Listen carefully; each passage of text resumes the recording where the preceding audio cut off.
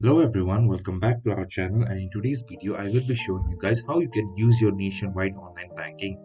So basically, if you want to access the nationwide online banking service, you will need to register for the bank's online banking services and create a passport. So for that you will need to log into your nationwide banking account. So if you already have a nationwide banking account, you can simply log in to your account from the nationwide banking app or from the website. So if you do not have a nationwide banking account, then simply you can create a new account. So for that, simply download the nationwide bank application on your phone. You can also do this from your browser. So if you're on your browser, simply go to the nationwide banking website, and from there you will need to enter your customer number. So once you enter your customer number, you will need to enter your personal details, and from there, by following the steps, you can create your account on the nationwide online banking. So basically, with nationwide online banking service, you will have access to a large number of services such as checking your balance, making online payments, making cardless payments, etc. You can use the nationwide online banking service either from your mobile device or from your computer.